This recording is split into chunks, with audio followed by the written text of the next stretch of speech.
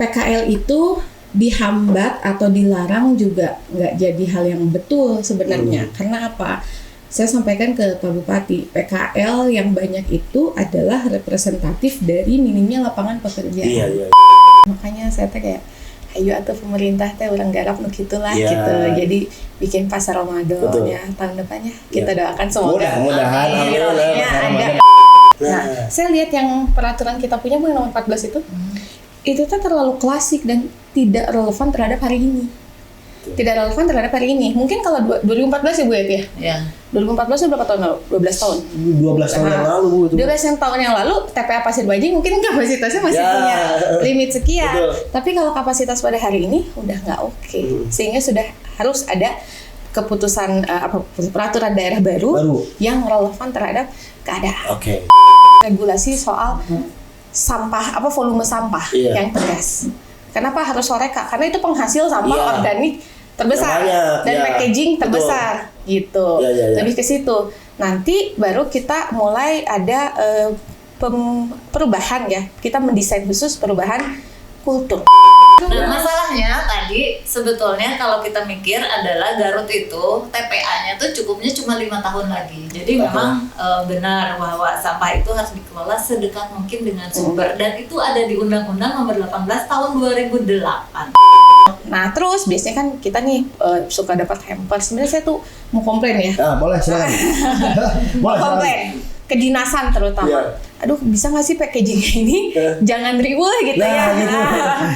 Ini contohnya nyata ya. Ini contoh nyata ya. Di rumah ibu, di rumah dinas ibu itu adalah sampah organiknya sudah selesai di rumah. Jadi udah tidak keluar. Yang bau-bau itu nggak keluar. Gitu.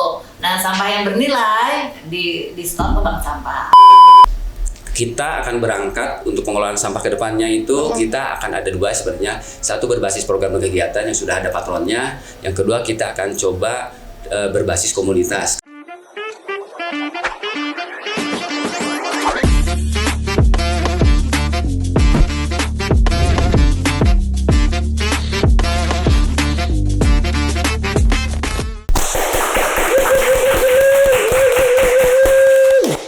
Sampurasun warginet, apa kabar? Mudah-mudahan sehat selalu. Hari ini kita syuting udah mau lebaran. Dan hari ini kita akan ngobrol banyak juga. Setelah kemarin kita ngobrol banyak dengan Bapak Kadis LH. Sekarang kita langsung mendatangkan Ibu Wakil Bupati Kabupaten Garut. Tepuk tangan.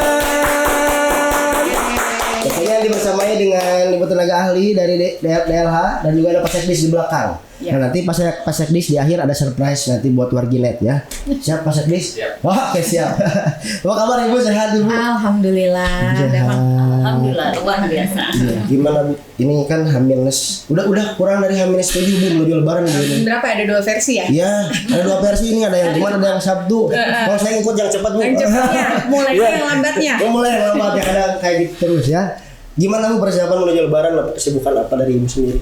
Kalau sekarang sih mungkin kalau lebaran nggak ada persiapan khusus ya. Kita intinya mah lebih banyak ngontrol-ngontrol aja ke bawah ke masyarakat. Terus kalau buat diri sendiri ya memperbanyak amal ibadah udah tinggal berapa Iya Bu, betul Bu.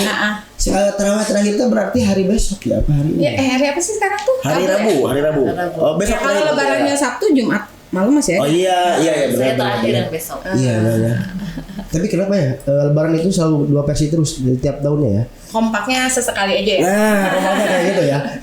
Ibu gimana Bu menuju lebaran Ibu? Persiapannya? Nggak banyak sih sebetulnya mah lebih ke mental sih ya. Mental Bu ya. Oke. Gitu sih. Dan mudah-mudahan nanti hari hanya itu kupat-kupat Bunya rame di bumi kayak masak-masak gitu ya Bu. Biasa temannya Juga ada rezekinya.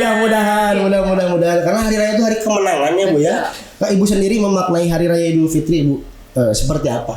Kalau lebih ke aku ya, aku lebih ke arah kumpul-kumpulnya, silaturahimnya gitu ya. Mungkin kalau orang kan memaknai dulu kita kecil memaknai saat beli baju baru, saat beli sepatu baru gitu. THR Bu. THR sekarang kita udah berubah. Justru kalau dulu senang menunggu THR, hari ini kita pusing ngebagiin. Kasih THR Bu, kita bagi-bagi Bu. Kalau ya kita ya Allah udah di fase dewasa nih, adegan dewasa ya. Adegan dewasa memikirkan THR. Betul. Jadi saya baru punya pola pikir baru paham Iya ya, pengusaha-pengusaha, orang-orang yang bekerja mendekati Lebaran itu justru stres. Iya. Karena dia harus bagi-bagi. Betul. Tapi kalau pola manajemen keuangannya bagus mah bisa aja. Nah itu harus punya pola keuangan yang bagus karena harus bagi-bagi tapi pas malamnya, aduh kela kemana itu? Bener gede loh ternyata. Gitu Bu, ternyata keluar gede ya. Tapi kita hari ini ucapin dulu selamat ulang tahun untuk anak ibu ya. Yang kemarin ulang tahun ya, ibu juga sama ya. Kebetulan bareng kemarin. Maret nih banyak yang ulang tahun nih. Maret ya, mudah-mudahan panjang umur sehat selalu. Terima Jadi anak yang berbakti untuk orang tuanya. Nah Bu, sekarang kita akan ngomongin soal Lebaran, tapi kita ngomongin Garut karena hari ini temanya mudik nyaman Garut tetap bersih. Nah, gitu Bu. Ini berkaitan dengan mudik dan lain sebagainya. Kemarin udah ngobrol sama Pak Kadis, ternyata H-7 Lebaran juga udah sibuk katanya Bu. Ngomongin soal sampah dan lain sebagainya. Dari Ibu sendiri mungkin ada yang ingin disampaikan perspektifnya seperti apa? Mungkin kalau hari raya gitu ya berarti kan identiknya dengan mudik. Orang yang dari kota atau dari kampung yang dimana mereka balik kumpul ke Garut. Sebenarnya ada dua perspektif bagi saya ya. Yang makin banyak itu pertama adalah volume orang. Betul. Yang diikuti berarti dengan volume aktivitas dagang dong. Ya betul Bu. Nah jadi PKL sekarang udah banyak nambah ya. Nambah. Kita lihat di Ibrahim Aji. Wah Ibrahim Aji Bu. Sampai sekarang. Babalan. Kayaknya sampai sekarang juga. Sekarang udah mau ditutup soalnya udah mudik kan. Iya kemarin saya pulang tuh kemarin tuh udah mulai di pinggir-pinggir sekarang Bu ya. Nah karena nggak boleh itu jalur mudik. Nah, jadi perspektifnya satu pertambahan volume perdagangan, yang akhirnya mengantar kepada perspektif kedua, penambahan volume sampah yang dihasilkan. Dan dua-duanya bagi kami itu hal yang harus dirapihkan. Kalau misalnya PKL, sebenarnya ini kami masih mencari-cari solusi terbaik ya. Dari tahun ke tahun saya tuh sangat concern terhadap kerapihan PKL. Kenapa? PKL itu dihambat atau dilarang juga nggak jadi hal yang betul sebenarnya. Karena apa? Saya sampaikan ke Pak Bupati, PKL yang banyak itu adalah representatif dari minimnya lapangan pekerjaan. Sehingga orang mencari shortcut, necessity entrepreneur, akhirnya dia ambil barang, dia dagang. Ya, which is kalau misalnya dia punya keuntungan selama mendekati hari raya ini, sebenarnya untungnya ke kita juga. Untungnya ya mereka bisa belanja juga, duit muter lagi. Nah, jadi kalau benar pure 100% dihambat itu nggak oke juga buat pemerintah. Tapi kalau tidak dikelola, tidak di-manage, kemana-mana. Benturan kepentingan, kepentingan pengguna jalan, kepentingan yang berdagang juga, kepentingan pejalan kaki. Di satu sisi, kadang-kadang kalau tidak dikontrol, sampahnya juga tidak terkontrol. Nah, harapan saya sebenarnya kami ini harusnya punya tempat untuk mengakomodir PKL musiman.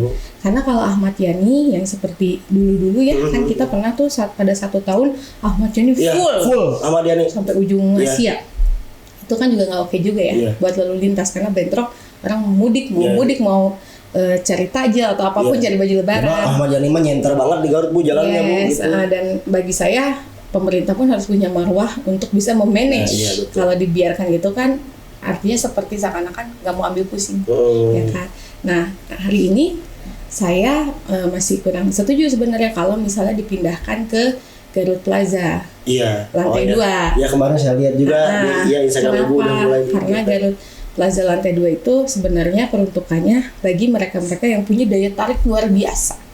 Dan itu sedang dikelola, yaitu hal yang lain lah ya. Nah PKL ini harusnya ada di tempat terbuka, di tempat yang aksesnya sangat masif, sangat banyak, dan di tempat yang orang tuh akan ngelewatin itu.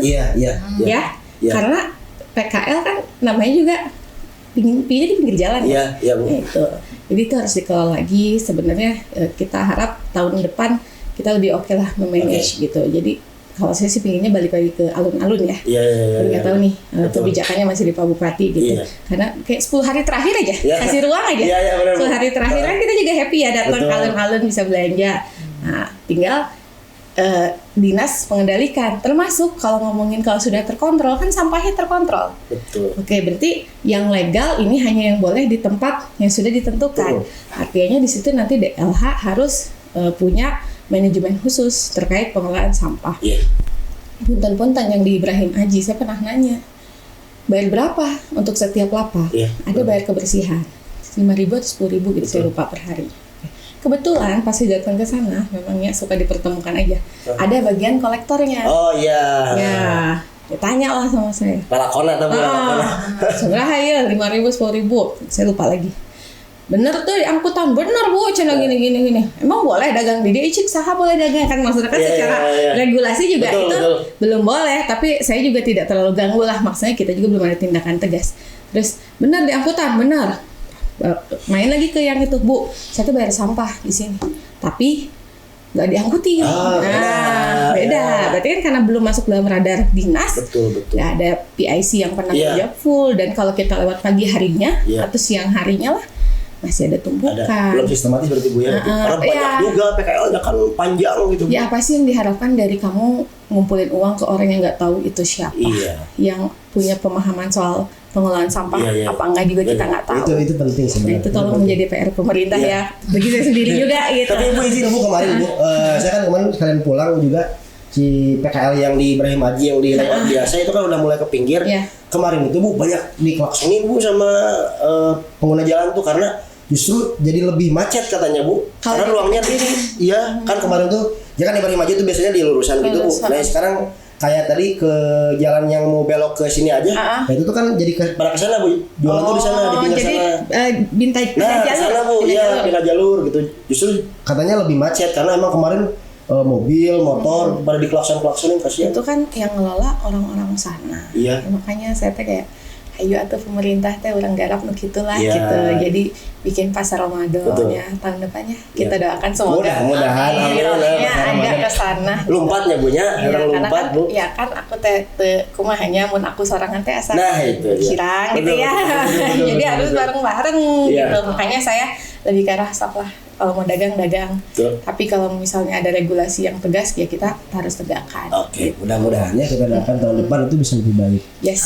Amin. Dari Ibu sebagai praktisi lingkungan dan lain sebagainya, melihat tadi kalau kata Ibu Abu berkaitan dengan pengelolaan sampah dari PKL, Ibu sendiri mungkin punya perspektif seperti apa baiknya? Kalau di pengelolaan sampah itu kan ada dua ya, ada kawasan berpengelola dan ada yang tidak berpengelola. Betul. Nah, kalau kawasan berpengelola itu sebetulnya adalah kawasan-kawasan yang punya penanggung jawabnya, seperti sekolah, kafe, pertokoan, rumah sakit. Jadi jelas siapa sih yang penanggung jawabnya. Betul. Nah, ada kawasan yang tidak berpengelola sebetulnya. Nah, yang tidak berpengelola inilah yang sebetulnya rada-rada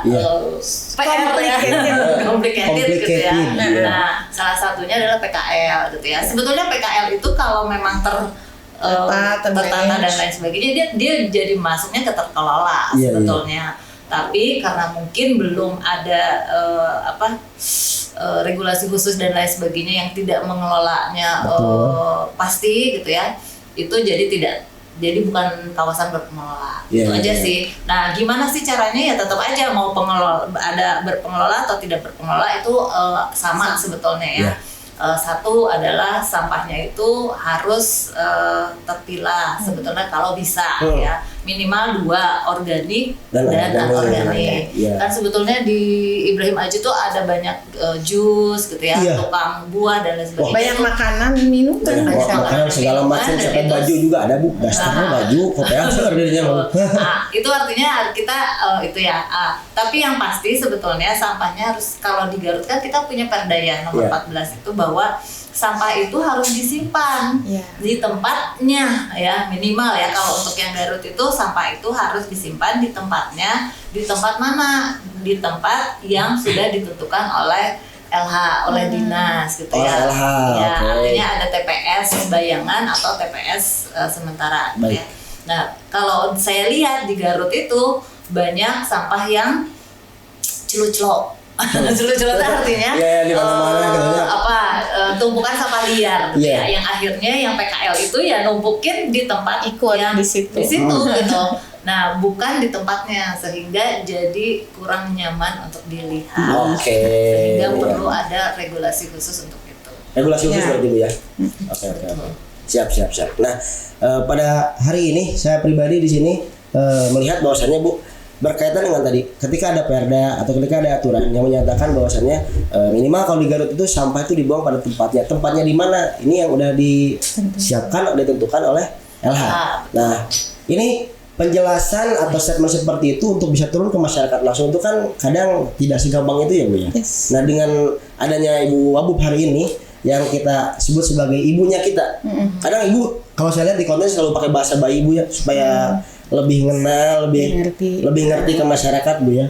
Nah ini berkaitan dengan penanganan sampah di daerah Bu. Kan kalau tadi kita ngomongin di pusat kota nih Bu. Nah kira-kira udah mulai turun ke daerah dari Ibu sendiri seperti apa? Jujur ya, saya tuh ada sebuah titik balik pandangan terhadap sampah. Puncaknya itu waktu saya lihat berita YouTube yang bukan yang Bantar Gebang longsor, tapi sebelumnya yang Tangerang tuh TPA mana Bu? Yang jadi 2 bulan atau enggak 2 bulan, tahun lalu sempat ada kejadian kota Tangerang itu full sampah. Oh iya. Apa dia tuh TPA-nya? Lupa lah itu daerah situ. Jadi juga. TPA yang dituju menolak. Sampah kota akhirnya numpuk. Dan itu benar-benar di kolong jalan layang, benar-benar di trotoar, panjang gitu ya. Itu kan adalah sebagai visualisasi kalau sampah tidak dikelola. Jadi orang itu tidak merasa punya kewajiban untuk mengelola sampah. Lebih ke arah yang penting aku udah kresekin, aku buang ke pinggir jalan, nanti ada LH yang ngangkut. Nah, iya benar Bu. Itu Bu. Nah, sekarang pertanyaannya bagaimana ketika kita sudah mencapai titik poin LH tidak mampu mengangkut? Nah, itu. Iya. Lantas tanggung jawabnya ke siapa? Siapa yang mau ngangkut itu? Buangnya harus kemana? Betul. Gitu kan? Efeknya waktu itu saya lihat diberitakan itu lumayan, beritanya kayak liputan reportase gitu kan. Itu semua warga di situ bilang, ini bau banget sampai ditutupin, sampai diwangiin. Sampai diwangiin kan kayak itu kayak udah poin tertinggi dari ini loh sampah kalau kamu nggak kelola kayak gini. Itu jadi punten buat titik terendah sampah itu ada di Parkuman dah. Itu nya berarti ketika semua ini adalah bukti bahwa ketika semua orang tidak peduli untuk manage sampahnya sendiri, akhirnya begitu. Iya. Gitu kan? Kita cuma ngandelin pemerintah, ngandelin kedinasan. Kan dinas dan pemerintah tuh manusia juga. Iya. Yang mana mereka punya limit tertentu. Betul. Nah, terus kita dilihat ya, sampah plastik, sampah gitu itu kan konsumsi kita semua. Artinya kan masing-masing dari kita punya tanggung jawab untuk mengelola itu. Gitu. Nah, oke sekarang di Garut belum terjadi. Tapi one day, But ini udah punya hitungan kalkulasi. One day itu akan terjadi, bukan karena pemerintah nggak mampu. Pemerintah sudah di luar kemampuan. Jadi ada limitnya. Artinya, ayo dong bantuin kami dong. Kita tuh ngelola di akhir loh. Tapi kan di hulunya, di awalnya, siapa yang bisa ngontrol itu? Emang misalnya Akang, saya nggak punya peran buat mengontrol itu, punya kan? Kita ngasih ibaratnya, urang nu miceun, tapi kita udah aja dilepas kayak gitu. Kan yang menghasilkan apa siapa? Kita. Bukan Pak Bupati, bukan Wakil Bupati, bukan Pak Kadis doang gitu ya. Kita juga menghasilkan sampah. Artinya harus ada tanggung jawab terkait itu. Nah, terus saya dari situ langsung mikir, gila ya, setiap satu botol air mineral yang saya minum, ini efeknya bisa nyumbang. Walaupun itu hanya sepersekian gram ya. Tapi kan kalau dikumpulin masyarakatnya ada 2 juta. 1 gram aja kali 2 juta berarti ada 2 juta gram. 2 juta gram itu berapa? Gitu. Sementara konsumsi sampah per orang tuh berapa Bu? 0,9 kilo ya? Iya, 0,5 sampai 0,9 per orang per hari. Kali lah berapa jumlah kita. Banyak. Gitu. Makanya sebenarnya kalau lihat negara maju, pemerintahnya tuh udah mulai concern terhadap kebijakan masif terhadap pengelolaan sampah. Nah, saya lihat yang peraturan kita punya Bu yang nomor 14 itu tuh terlalu klasik dan tidak relevan terhadap hari ini. Mungkin kalau 2014 ya Bu ya? Iya. 2014 itu berapa tahun lalu? 12 tahun. 12 tahun yang lalu Bu. 12 tahun yang lalu TPA Pasir Banjing mungkin kapasitasnya masih punya limit sekian. Tapi kalau kapasitas pada hari ini udah nggak oke. Sehingga sudah harus ada keputusan peraturan daerah baru yang relevan terhadap keadaan. Gitu. Salah satunya kuncinya adalah di cutting.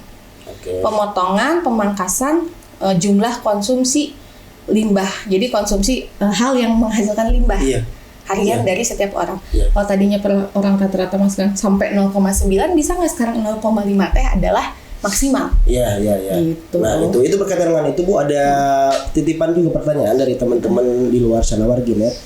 Ini biasanya terjadi ketika hari raya. Ada pemudik dari luar kota datang ke Garut kan. Ngumpul Bu, kabar genit, kemana teh gini segala rupa. Nah, main ke mall atau ke coffee shop atau kemanapun itu biasanya kemasan Bu. Iya. Ya 5 kemasan.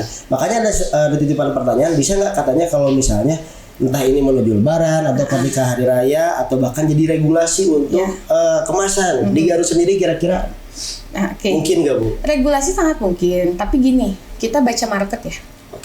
Market kita tuh bukan kayak Bali atau Jakarta yang udah mulai sustainable mindset.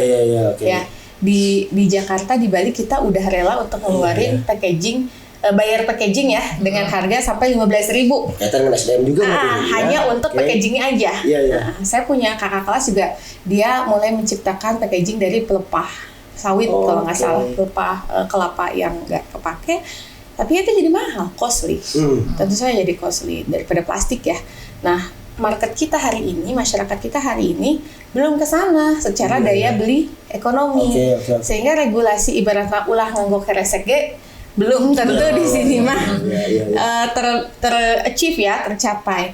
Makanya apa sih dengan style pemerintah, style masyarakat kita hari ini, tindakan apa sebenarnya yang harus dilakukan oleh pemerintah? Kalau bagi saya sih tindakannya ya dengan memberikan aturan yang tegas soal retribusi sampah. Karena di sini orang takut berbayar. Ya kan? Setuju. Mindsetnya takut berbayar. Kumaha carana ieu orang menang BPJS gratis, kan nggak mau bayar tuh BPJS mandiri, padahal mungkin mampu gitu kan. Nah, terus gimana nih aku biar pajak murah, pas kemarin amnesti pajak pada bayar, pemutihan pada bayar. Berarti kan hari ini regulasi yang tegas harusnya di soal bayar-bayar gitu.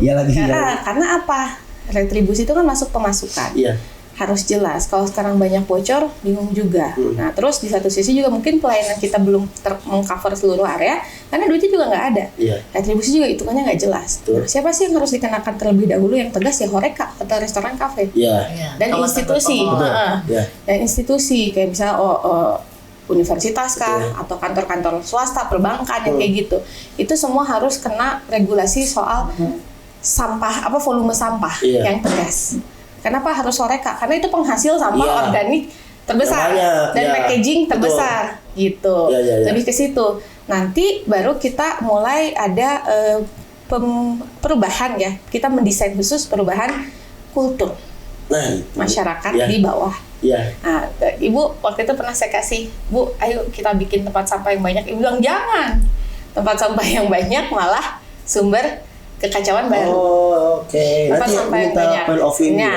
Betul. Tempat sampah yang banyak justru sumber kekacauan baru. Kenapa? Betul kan? Pernah nggak sih lihat bak sampah yang di pinggir jalan? Yang tidak overload. Semuanya pasti rata-rata dibuangnya di luar. Di dalamnya penuh, buang keluar. Jadi konsepnya gini Bu, karena motor. Nah,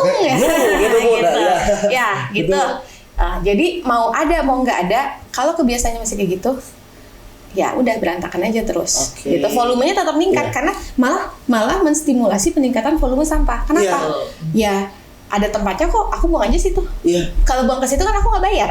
Beda sama dijemput tukang sampah. Kalau dijemput tukang sampah kayak di komplek kan bayar. Ya aku bawa aja nih sambil kerja, buang aja. Akhirnya dengan banyaknya bak sampah yang umum itu akan menambah kekacauan dan mengurangi tanggung jawab masyarakat terhadap sampahnya masing-masing. Benar. Gitu. Nah, kalau ke luar negeri, lihat sampah di luar negeri itu pada disegel.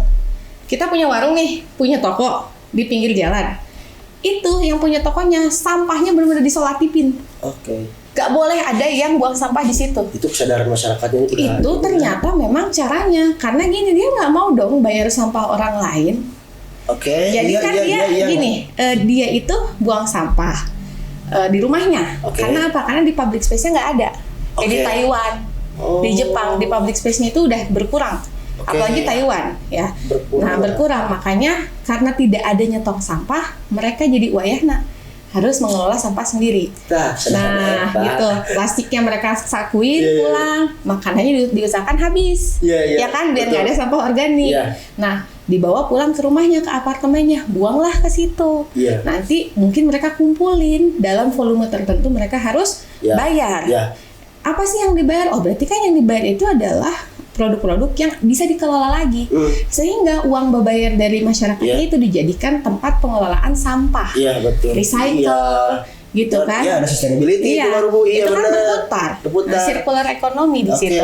Beda hal kalau Bu bak sampah, mau pengadaan 1000 bak sampah di Garut juga justru akan memperbanyak masalah. Nah itu Bu.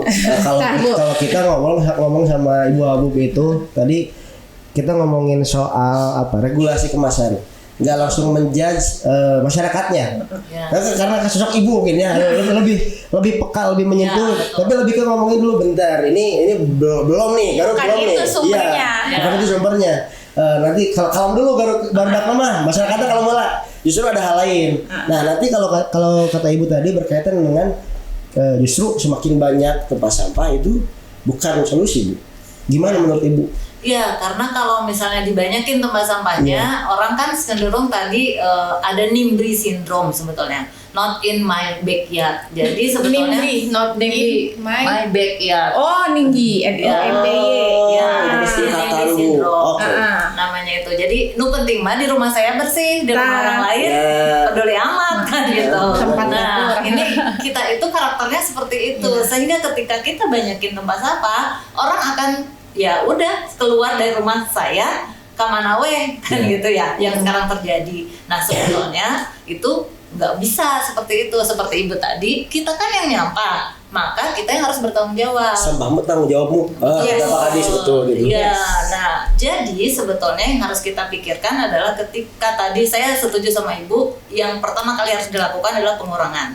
Jadi mikir nih, kita harus ngurangin sampah kayak gimana? Oh berarti bawa tumbler, bawa wadah sendiri. Kalau belanja bawa tas belanja sendiri gitu ya. Makanan dihabisin ya Bu ya. Makanan dihabiskan. Itu udah pertama itu yang paling pertama, dan saya setuju sama ibu tadi ya gitu. Itu pengurangan. Yang kedua, kalau sampahnya udah ada ya pilah gitu ya. Pisahkan sampahnya. Minimal 2 tadi, organik dan anorganik. Nah, yang ketiga, yang levelnya lebih tinggi itu adalah pengolahan. Jadi diolah, artinya organiknya kayak kemarin kata Pak Kadis, ya udah masukin aja ke lubang gitu ya. Biopori. Tapi kalau misalnya nggak punya biopori, ya sebetulnya kan kalau di Garut itu banyak orang-orang yang punya lahan ya. Ya dari lubang aja di tanah gitu, masukin ke situ. Dari alam kembali lagi ke alam, dari tanah kembali ke tanah. Seperti kalau kita meninggal diapain? Kubur. Nah, dikubur tuh sebetulnya dikompos. Gitu ya. Udah ada ajaran Islamnya gitu ya. Nah, itu sih sebetulnya itu level tertingginya adalah mengolah gitu ya. Nah, minimal sebetulnya kalau masyarakat minimal untuk micin sembarangan aja lah gitu ya. Menyimpan pada tempatnya dulu gitu ya. Kalau bisa, sangat bisa ya mengurangi, memilah dan mengolah. Harus bisa Bu mengurangi. Di era hari ini harus mengurangi. Harus ya. Harus. Udah nggak ada bergaining lagi. Harus ya warginet nih. Kata ibu harus ini. Nah masalahnya tadi sebetulnya kalau kita mikir adalah Garut itu TPA-nya tuh cukupnya cuma 5 tahun lagi. Kalkulasi hari ini ya Bu. Kalkulasi hari ini tuh. Kalau kalau siap-siap calon bupati selanjutnya. Waduh, 5 tahun lagi kan bupati selanjutnya. Bajir bagi PR ya. Ini ya ngobrolin tentang TPA. Kita kan baru 13 kecamatan yang dilayani dari 42 kecamatan. Ini saja sudah masih problem. Apalagi kalau misalnya semua kecamatan yang dilayani, kemudian semua ke Pasir Bajing. Udah 2 tahun lagi juga udah selesai gitu ya. Jadi memang benar bahwa sampah itu harus dikelola sedekat mungkin dengan sumber, dan itu ada di Undang-Undang Nomor 18 Tahun 2008. Ya. Sudah ada aturannya jelas. Udah aturannya jelas. Jadi sebetulnya ini sudah aturannya udah jelas gitu ya, udah ada, tapi ya tadi perlu ada dorongan dari pemerintah. Menarik juga. Penasaran Bu, ini berkaitan dengan tadi memilah dan mengolah masyarakat. Menurut Ibu nih ya. Ibu mana? Ibu Tini ya. Ibu dulu, nanti Ibu Tini. Oke, ya nanti pas ini di belakang. Ini berkaitan tentang memilah dan mengolah Bu. Mungkinkah masyarakat Garut bisa hidup dari mengolah sampah? Bisa hidup dari mengelola sampah. Jadi sebelum pertanyaan itu ada satu pertanyaan dulu. Bisa nggak mengolah sampah sendiri? Nanti selanjutnya akan bisa menjawab pertanyaan ini. Nah, ini Bu, berkaitan dengan memilah dan mengolah nih Bu. Kalau memilah sangat bisa, dan itu lebih mudah. Jadi gini, daripada kita nyuruh orang bank sampah atau pemulung untuk milah, mending kita pilah sendiri. Caranya gimana? Bisa makan nih, makan di rumah. Nah, nyindukan nasi, naon-naon gitunya, terus ujungnya makan buah, buka kulit rambutan. Tapi di satu sisi kita ada misalnya ngebuka segel sambal gitunya. Segel sambal teh aya plastikan, bedanya. Biasanya kan kita langsung masukin aja di atas piring. Betul. Nah, yang benar adalah sekarang dilihat, oh tadi tuh segel sambal, pindahin dulu ke sini. Kulit rambutan, tisu masih masuk organik ya Bu ya? Tisu kering. Kalau kecil ya. Tisu kering sedikit. Tisu kering kan bisa bekas lap mulut, taruh situ. Nah, terus taruh atas piring. Udah itu saya biasanya di samping wastafel saya nyiapin ember kecil. Embernya bukan yang di bawah, yang di atas wastafel ada ember kecil segini. Untuk membuang organik. Jadi abis makan berat buang ke situ. Kalau hitungannya abis kan nggak banyak loh. Biasanya itu bersatu dengan sampah. Misalnya kita mencahi telur, masak telur, buang ke situ.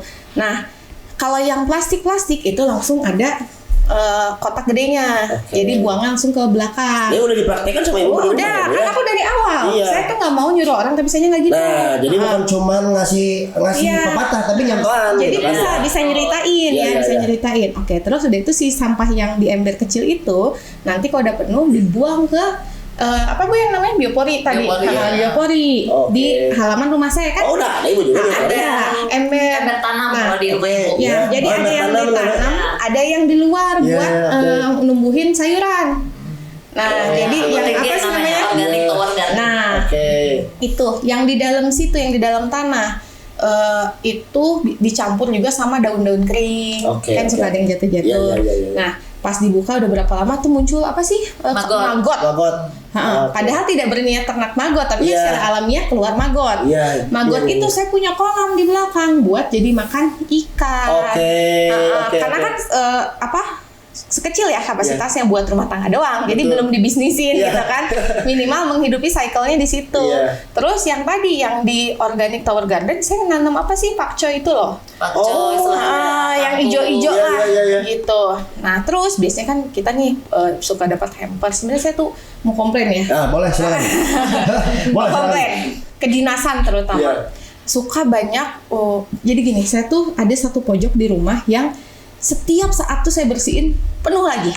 Misalnya apa Bu? Ini dari dinas ini, Bu ini dari dinas ini. Bukan barang berharga, tapi packagingnya gede gitu kan, packagingnya gede. Saya aku nggak beres lagi. Ayah deh. Packaging yang lebih ke arah, aduh bisa nggak sih packagingnya ini jangan riweh gitu packagingnya, atau udahlah saya mah nggak butuh kayak misalnya merchandise acara. Kan itu kepake juga jarang gitu ya. Nah, akhirnya tapi bisa sih kayak baju kan dikasih orang gitu. Cuman kayak ini nih bungkusan ini yang apalagi yang box bentuknya, yang boxnya keras segala macam. Nah, itu kita pisahin dan itu dijual ya Bu ya, ke bank sampah dijemput. Bu ini suka ngirimin, Bu tabungan Ibu segini. Jadi selesai sampah. Yang gede-gede itu jadi duit. Bukan pada akhirnya kan walaupun tidak berniat hasilnya dan Bu ya. Gede banget nggak gede banget tapi jadi duit. Minimal nggak jadi masalah. Dari hal kecil gitu ya. Nah, jadi yang dijemput dari rumah saya sedikit ya Bu ya. Baik itu yang dijemput oleh LH maupun yang dijemput oleh bank sampah. Banyak yang dijemput bank sampah justru jadi banyak. Yang dijemput LH yang jadi dikit. Yang penting kan kalau ini contohnya nyata ya. Ini contoh nyata ya. Di rumah ibu, di rumah dinas ibu itu adalah sampah organiknya sudah selesai di rumah. Jadi udah tidak keluar. Yang bau-bau itu nggak keluar. Gitu. Nah, sampah yang bernilai di store ke bank sampah. Betul. Nah, tinggal sampah yang residu sebetulnya yang harus diurus sama pemerintah. Kalau sudah dilakukan seperti ini, sebetulnya yang diurus pemerintah tuh cuma 30% dari 100% keseluruhan itu. Yang tadi 0,9 kilo dikali 30%-nya aja. Iya. Nah, yang sekarang terjadi semuanya diberikan kepada pemerintah. Atau ditaruh di pinggir jalan. Sehingga pemerintah padahal itu gampang banget, tidak berbayar, justru menghasilkan uang. Betul. Dan ibu juga barusan itu kan dari hal-hal aktivitas di rumah hal-hal kecil yang akhirnya jadi rutin dan ternyata setelah dilakukan mah dengan Bu Sudah bisa selesai di rumah jadi sampah tuh ya. Betul. Ya. Oke. Dan sampahnya ibu saya manfaatkan jadi tower. Kan kita masih ada konsumsi air mineral untuk kamu, dan itu tuh pingin aku stop sebenarnya, cuman belum, nggak tahu kenapa nih. Tapi jadi tower ya bu ya, Ya, jadi saya hiasan. manfaatkan jadi hiasan di bank jadi sampah. hiasan. Air mineral Jadi, yang botol kecil. Gitu. Jadi memang ada beberapa yang memang nggak perlu ke TPA kok gitu ya. Jadi itu yang perlu kita lakukan adalah bagaimana memilah Ya. dan mengolah. Satu lagi, jangan dibakar ya bu ya. Nah, Sampah plastik itu kalau di desa hampir semua dibakar.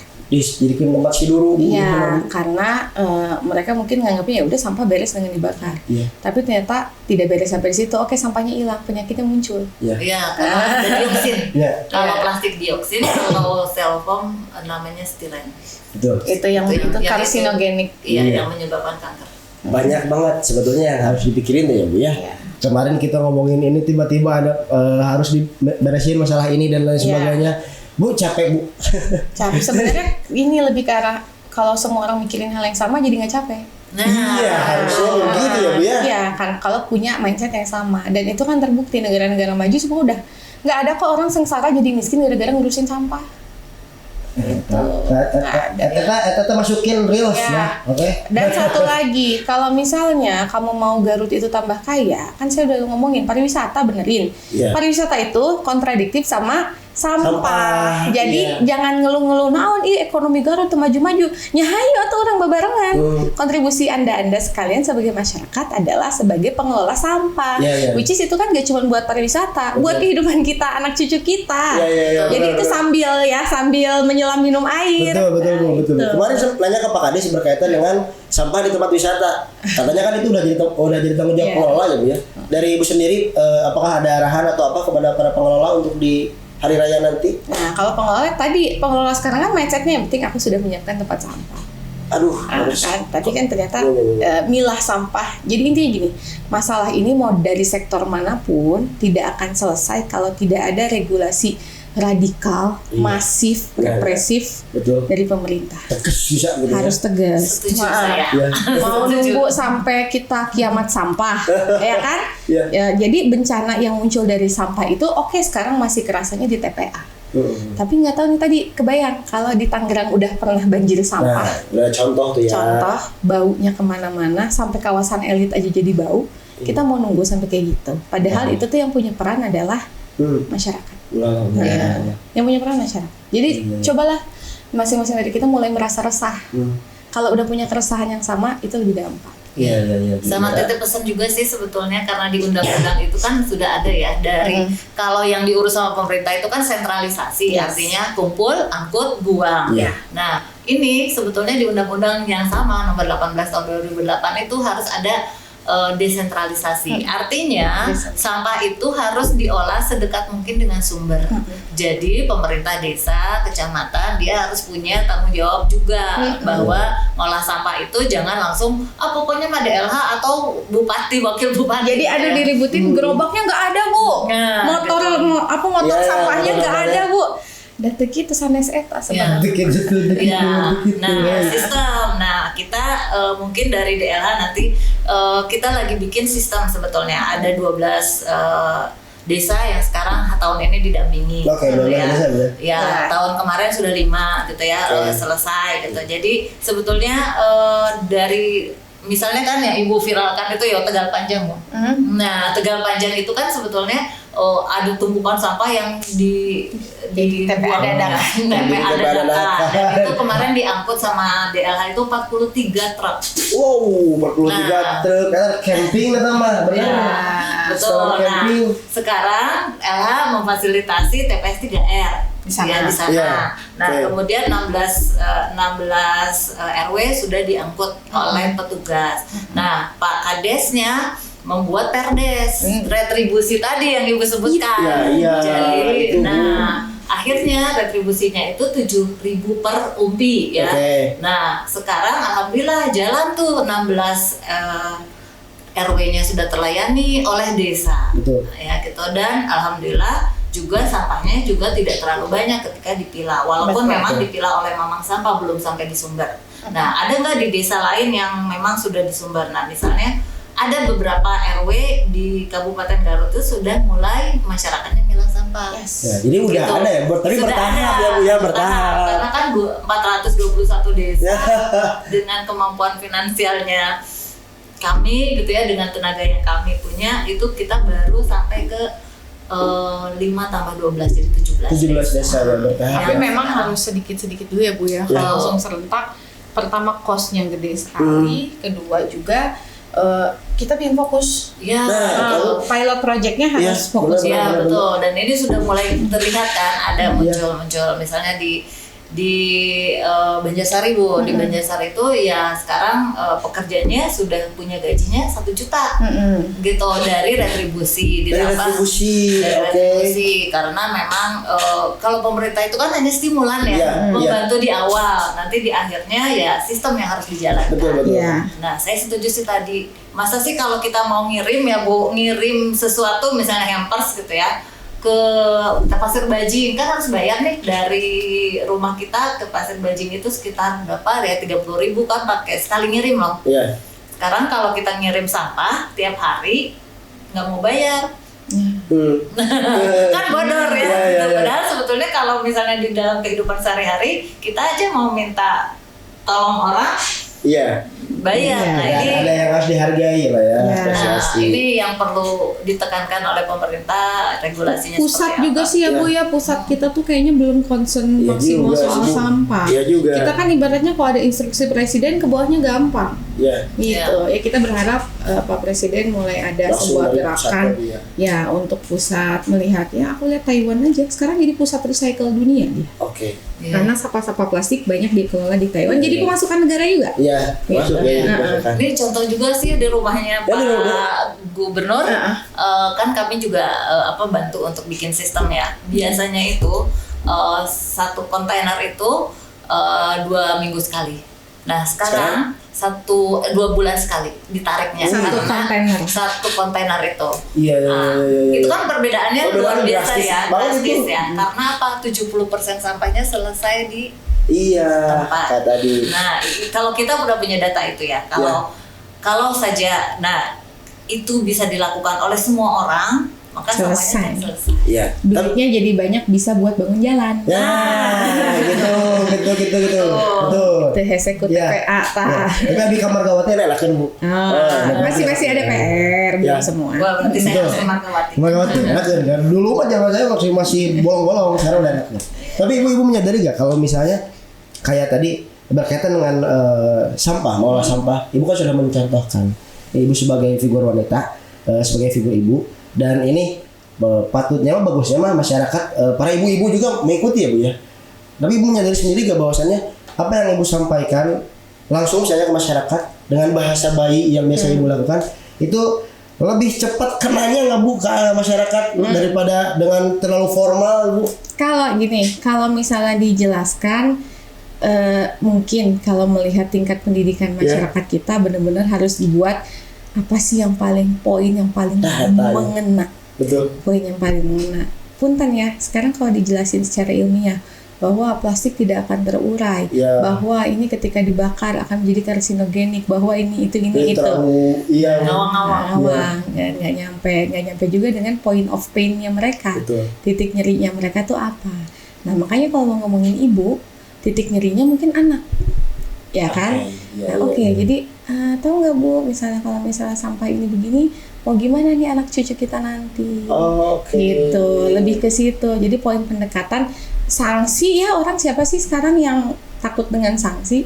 Tapi orang lebih takut hidup sengsara kan hari ini. Nah makanya harus ada ahli retorika dan narasi yang luar biasa untuk menyampaikan bahwasanya pengolahan sampah sudah waktunya berada di tangan kita sendiri. Nah, ya udah di tanggung jawab kita ya Bu. Sampahku tanggung jawab. Sampahku tanggung jawab. Karena yang menjadi poin keresahan aku pun ya anak. Gimana nih anak aku harus tinggal dengan sampah? Gak mungkin kan? Gitu. Padahal bagi-bagilah tugas mah. Terus mungkin kemarin punten ada yang kritik soal TPA Pasir Bajing lah, pengelolaan LH nggak bener lah. Saya tanya mereka yang protes itu minimal udah melakukan pemilahan sampah belum? Kalau belum jangan ngomong. Melamparnya kayak gitu. Iya. Udah pernah jalan-jalan nggak ke TPA? bagaimana Iya. hidup di TPA. Buang sampah masih sembarangan enggak gitu. Oke. Jadi kompleks banget ngomongin soal sampah di Iya. Garut ya, tapi ini sudah mulai bertahap. Padahal ya, Kelihatan sampah dan urusan kesehatan pendidikan itu nggak bisa dipisahin. Iya. Betul. Ya, Betul. jadi orang masih fokus kebutuhan dasar manusia, kesehatan dan pendidikan. No, sampah pun itu urusan dasar. Iya. Pengelolaan limbah. Gitu. Oke. Terakhir Bu, sebelum kita nanti masuk ke himbauan mudik lagi, berkaitan dengan tadi bagaimana trigger dari diri kita gitu, kemauan dari diri kita untuk mengolah sampah. Mungkin kalau di negara maju Bu, ini POV saya aja Bu ya. Kalau di negara maju, masyarakat bisa dan mau untuk mengolah sampah sendiri karena mungkin urusan perutnya, urusan pendidikan, kesehatan udah tanggung negaranya Bu. Kan kalau di kita ya kita mau ngolah sampah juga kadang mikir aduh kalau ngolah sampah. Ya. Ya, dari Ibu sendiri mungkin ada pandangan tersendiri gak berkaitan itu? Karena gini sebenarnya sekarang kan terafiliasinya pengelolaan sampah yang baik, yang canggih itu ada di negara maju. Iya. Karena memang mereka yang punya mindset gini. Oke. Kebiasaan mereka lah yang akhirnya membuat negaranya maju. Iya. Bukan pengelolaan sampah hanya bisa dilakukan oleh negara maju. Oke, Bukan. jadi kebiasaan mereka yang membawa mereka menjadi negara maju. Oke.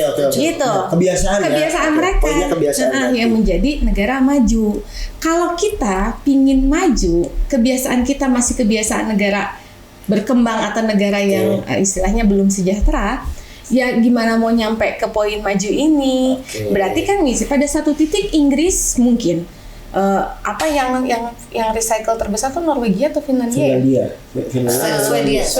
Swedia ya. Nah, Swedia mungkinnya negara-negara Eropa yang high tech itulah, Jerman dan lain-lain pernah kok menjadi kita sama-sama nol. Itu poinnya Bu ya. Itu poinnya ya. Pernah ada di masa sama-sama nol juga gitu. Tapi kan apa yang membuat mereka menjadi negara maju? Ternyata pemerintahnya. Tapi sorry memang harus ada pemimpin yang luar biasa. Fighting. Ya, kenapa mungkin Hitler ada di Jerman gitu ya, Mussolini ada di Italia gitu. Dan Hitler meninggal di Garut Kaisaran Jepang bisa membuat orang-orang, bahkan ibaratnya Korea Selatan waktu itu mereka hari ini bersaing luar biasa karena mereka punya saingan. Jepang, gimana caranya saya jangan kalah sama Jepang, atau dia versus Korea Utara gimana caranya saya pulih, padahal at some point mereka itu sama-sama melarat kayak kita gitu. Makanya ini berarti yang menghambat itu adalah kita sendiri, karena kita mindsetnya kebiasaan dijajah, dijajah terus diatur. Padahal kalau misalnya sama-sama punya keinginan untuk bangkit bareng-bareng itu bisa lebih cepat majunya. Luar biasa tuh Sekarang kita cukup panjang juga ya ngomongin soal sampah ini, udah lebih dari 30 menit dan kita akan kembali lagi ke mudik Bu. Sekarang kira-kira Bu. Karena lebih seru ya. Ternyata panjang juga ya tadi ngomongin, dan saya suka pendekatan dari Ibu tadi yang nggak terlalu ilmiah Bu ya, tapi gimana caranya biar ngena, kita sentuh lewat sininya dan lain sebagainya. Kayaknya itu emang dipikirin banget ya Bu ya. Kalau Ibu belusukan itu Ibu dipikirin banget gak kayak kecamatan ini aku ngomongnya kayak gini. Ya, memang dipikirin lebih ke arah ya udah deh kalau Anda memilih untuk hidup seperti ini saya ikhlaskan gitu. Berarti kan nanti deritanya tanggung sendiri ya. Gitu. Tapi kalau saya sangat senang berada dengan komunitas yang memang mindsetnya maju. Karena gini, ngapain kita capek-capek ngurusin orang yang nggak mau maju? Mending kita fasilitasi mereka yang bisa bikin pergerakan kemajuan. Iya. Walaupun cuma segelintir orang ya Bu ya. Tapi emang hukum alamnya segelintir orang sih ya. Iya, rata-rata gitu ya. Nah, kira-kira Bu, rekomendasi untuk ini nanti pemudik-pemudik yang mau ke Garut Bu. Kira-kira Garut ada apa aja Bu? Kalau Garut tentu saja jangan lupakan untuk makan. Itu untuk makan. Cuman gini, ada beberapa objek wisata yang kita kelola nih, pemerintah kelola sudah ada melakukan sebuah penambahan fasilitas. Kayak misalnya di Bagendit nih, kalau misalnya tuh ada pertunjukan seni, cobalah datang ke sana. Gitu. Coba yang udah lama nggak ke Cangkuang, main-mainlah ke sana. Sebenarnya belum ada perbaikan signifikan, tapi kalau mau melihat hal baru ya. Tapi kalau yang di Bagendit ada perform. Terus kalau yang di kota-kota, saya merekomendasikan untuk kuliner, tetap ya kuliner, terus mainlah ke Pengkolan, ke toko-toko jadul ya, toko-toko zaman dulu. Saya juga ada rencana pingin ke sana. Dulu saya waktu TK, waktu SD nyari baju lebaran tuh Mapai dari ujung kantor pos ke ujung Asia. Oh iya benar Bu. Lewat Ekbo kan ya. Gitu. Setiap toko dimasukin nyari baju lebaran pingin dia. Tapi Ibu udah keluar baju lebaran udah? Enggak usah lah itu mah baju mah sampai Oke. Babagi we ya. Babagi. Sudah bukan waktunya Sudah bukan waktunya bikin baju lebaran. Jangan lupa ada derajat. Lagi kalau ke sana tuh ke arah-arah Cikajang kan keren juga ya kebun tehnya. Ya. Dingin. Papandayan. Tapi Papandayan kan retribusinya nggak ke kita. Gunung Guntur aja ya. Tapi Papandayan oke. Sambil ngeliatin restoran saya. Ada juga restoran Ibu di sana. Di Asri itu juga sudah ngolah sampah loh. Oh udah. Sudah sampahnya udah selesai. Iya. Kan malu ya kalau kita keluar-keluar tapi kita nggak gitu. Karena saya yang suka lewat ke situ. Saya tuh waktu awal Bu, pokoknya Ibu beresin dulu sampah saya, baru saya mau ngomong ke meja. Iya juga barusan di rumah Ibu udah beres, ternyata restorannya juga udah ya. Salon udah. Sudah.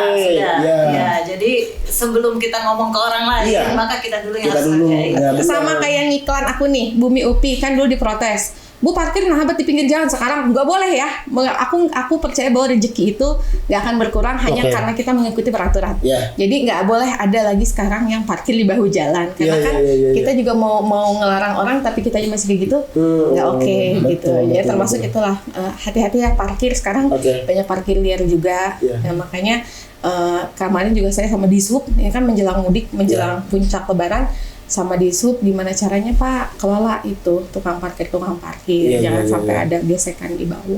Betul. Dan ini yakin sih pasti menuju Lebaran, hari Lebaran, seminggu setelah Lebaran tuh pasti bakal rame. Alhamdulillah tapi rezeki buat masyarakat. Bakal rame pisan dari tempat wisata, di tempat kuliner dan lain sebagainya bakal rame pisan. Mungkin himbauan dari Ibu untuk pemudik dan untuk masyarakat berkaitan dengan kebersihan seperti apa nih? Kalau himbauan buat semua ya, ini tidak bisa membedakan mana pemudik mana masyarakat. Please tadi balik lagi ke apa yang sudah kita putar-putar ngomongin. Tolong selesaikan sampahmu di rumah. Atau di tempat kamu berada gitu ya. Betul. Dekatkan dengan sumber. Jadi pengelolaan tuh harus dekat dengan sumbernya. Sampahnya. Gitu karena banyak sekali sekarang cara untuk menyelesaikan sampah di rumah dan harus disadari juga bahwasanya sampah yang kita hasilkan sebenarnya punya nilai ekonomi dan semuanya kepake. Gitu. Jadi itu pesan dari Ibu selesai di rumah ya. Atau kalau lagi makan di luar, lagi di piknik gitu ya, masukin lagi ke mobil sampahnya. Pesakanlah gitu. Banyak yang saya tuh pernah lihat ngeluarin sampah dari bagasi mobil, dibuang jadi dia parkir di restoran. Sampah yang dari bagasi mobil dia taruh di parkiran. Ingat tadi ya, sampahmu tanggung jawabmu. Jadi urus sampahnya sendiri. Itu pesannya mungkin ya Bu. Siap. Udah mau ke tangan dulu untuk kita ini. Nah, dari tadi kita ada satu orang nih. Beliau harus menyampaikan juga nih perwakilan dari kedinasan. Ada Bapak Sekdis. Ganti pemain. Bapak Sekdis. Gak apa-apa Ibu di sini aja dulu. Gak apa-apa Ibu di tengah. Bapak di tengah bisa sambil berdiri nanti menyampaikan pesan boleh. Gak apa-apa. Bapak aja sini. Oke boleh silakan. Izin wakil. Ini ada dari Bapak Sekdis. Kira-kira apa himbauannya Pak buat masyarakat Pak? Ya himbauannya tentunya di dalam kegiatan acara mudik ini Bu Wakil tentunya penuh keberkahan karena berkumpul dengan keluarga tadi satu. Tentunya keberkahan ini juga tadi kita kaitkan dengan sampah, jangan sampai menimbulkan sampah yang kemudian dari sampah itu menjadi bencana. Jadi dengan pengelolaan tadi sendiri itu mudah-mudahan sampah menjadi berkah bukan menjadi bencana. Nah, terutama jangan sampai kemudian yang mudik kembali lagi ke balik mudiknya itu meninggalkan sampah yang memunculkan bencana sampah karena banyak kita pengalaman sampah itu membuat banjir kecil saja. Drainase kita sering mengalami di musim kemarau itu banjir hanya gara-gara drainasenya tersumbat oleh sampah. Jadi memang sampah itu sebenarnya bisa menjadi musuh bersama tapi juga menjadi suatu sumber keuntungan kita, menjadi keberkahan bagi kita dan itu kita punya banyak contohnya. Dan dari Dinas izin Bu Wakil kesempatan hari ini luar biasa. Kita akan berangkat untuk pengelolaan sampah ke depannya itu kita akan ada dua sebenarnya. Satu berbasis program kegiatan yang sudah ada patronnya. Yang kedua kita akan coba berbasis komunitas, karena ternyata kita menemukan banyak sekali lokal hero ternyata yang ternyata ada yang memang terus muncul, tapi ada juga yang terus dia padam karena dia tidak ada yang mendampingi. Jadi kita sudah berkumpul beberapa komunitas, itu kita siap untuk mendampingi karena lokal hero itu kita akan dampingi, dan mudah-mudahan juga Bu Wati juga mendukung acara-acara podcast seperti ini, itu bisa juga memunculkan lokal hero, bagaimana pengalaman mereka itu berhasil mengatasi permasalahan sampah. Ini kita sudah beberapa ada terdata yang bagaimana kemudian TPA di lingkungan RW yang sudah puluhan tahun menjadi tempat pembuangan sampah itu bisa tuntas dan perilaku berubah. Jadi poin pentingnya adalah bagaimana kemudian di tingkat masyarakat RT dan RW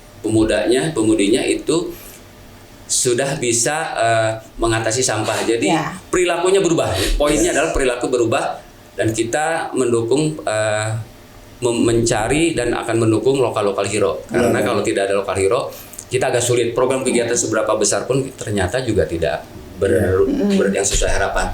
Jadi kita, dan alhamdulillah juga Bu Wati juga ini izin melaporkan beberapa kegiatan lokasi-lokasi kita yang sudah kita bisa sebut berhasil itu tidak hanya LH saja. Jadi ada beberapa SKPD itu bisa lebih dari 4 dan 5 yang kemudian itu menyesuaikan dari sosiokultur dan potensi wilayah sendiri, sehingga nanti SKPD itu bergerak dari sisi yang mana, itu kita sudah coba akan intensifkan lagi Bu Wakil. Dan gak ada sejarahnya sebuah lingkungan maju sejahtera kalau tidak bersih. Jadi harus bersih lah. Semua daerah-daerah yang maju, daerah-daerah yang berhasil, nggak ada yang kotor, semuanya pasti kuncinya bersih dulu. Bersih itu apapun ya, pejabat juga kalau mau maju ya harus bersih. Harus. Nah, berkaitan dengan tadi kita mencoba untuk mengurangi sampah Bu. Di sini kita izin nanti Kang Isan mungkin dibantu dikit kalau misalnya harus ada display.